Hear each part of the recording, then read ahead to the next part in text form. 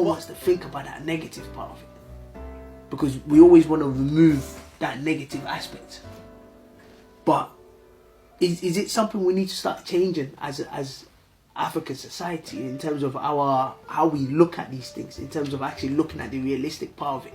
Because obviously we don't want these things to happen, but we know it happens. So how do we protect ourselves?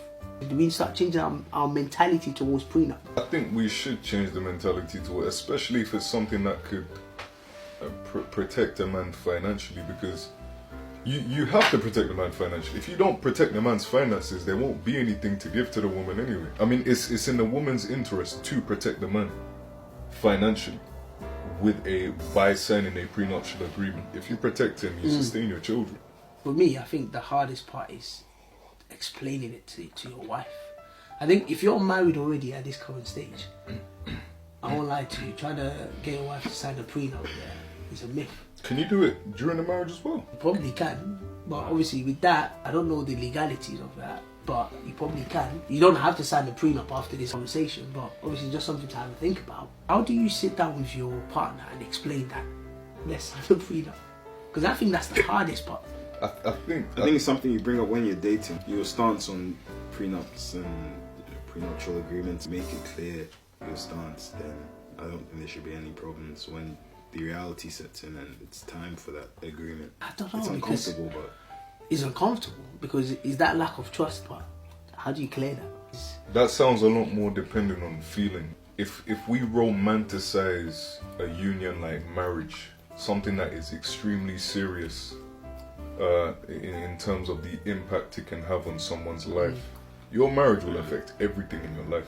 First of all, the fact that she doesn't want to sign it, you can say, wait, why don't you want to sign it? It's like, are you planning on breaking up and taking half of my wealth? That's what like, look, if you have no plan on breaking up, because there are clauses. You know what? That's the clauses. There's like infidelity clauses. You know, if you cheat on me, then the prenup is invalid. There's clauses, so you have to be somewhat wary of a woman who doesn't want to sign one, because it's like, why? What I've heard before is a case where a woman became miserable in her marriage. She's gone off to have an affair with another man. It's been found out. It's been brought to light.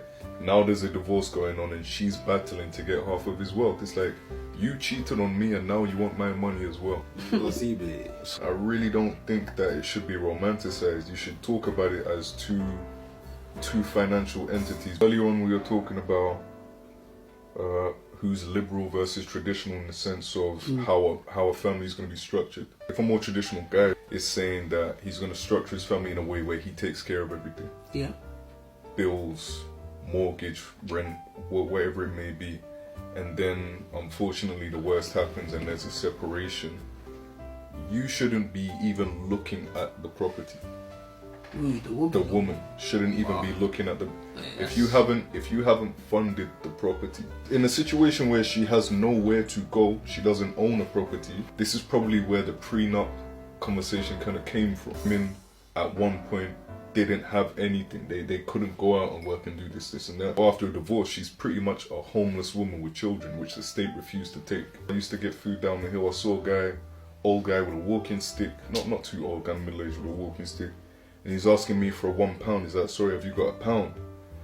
I must have given him £1, and I asked him, I do this to homeless people, so I stopped, like, not to be rude at all, but how did you get it? Because I want to know. Of course, man. I want to know, like, I could be doing something that's going to bring me to where you're, like, I want to know. His side, don't miss rude.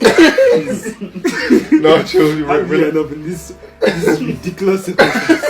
I asked a similar guy that, and he said that his missus kicked him out of the house. I asked the guy. A joke out here. I asked the guy, how did you get here? He's not a joke out here. He told me, he kind of stepped out on his wife, divorce. She got the house. He now lives in a tent in the park. Bro, and the guy's probably spent good 20 years on the house, paying that mortgage. You know what? This work. Chill, let bro jump in.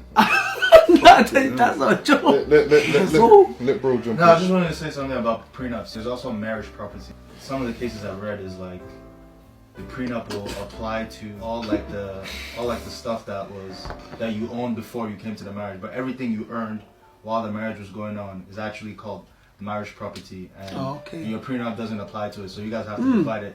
So let's say your assets, you only had $200,000 worth of assets before your marriage, and you signed a prenup saying that this is mine, and if we split up, I can only keep it. But while you were married for 20 years, and over those 20 years, you made $1.5 million. That $1.5 million is split between. Let's speak in a sense of modern late 20s somethings that are getting married, because that's pretty much who's getting married. Most guys, even though ideally would like to own property, most guys out there don't own properties before they get married. They're in relationships. They're able to get a mortgage with their fiance or wife, whatever it is. So they own something together. In such a case, a prenup doesn't really apply. It's both of yours. So it's going to have to be split anyway. The only hurtful thing is going to be child support, really.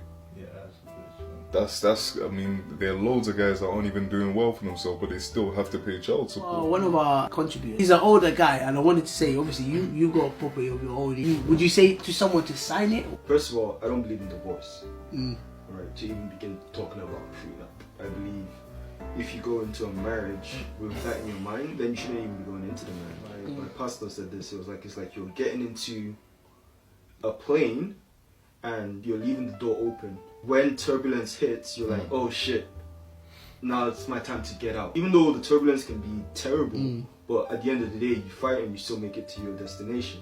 If you go into marriage kind of like with an exit strategy, any bump in the road, you're going to find that exit strategy and you're going to use it. For better, for worse, we're going to make it work. I'll be honest, man. Statistically, it's not the men that do the divorces. It's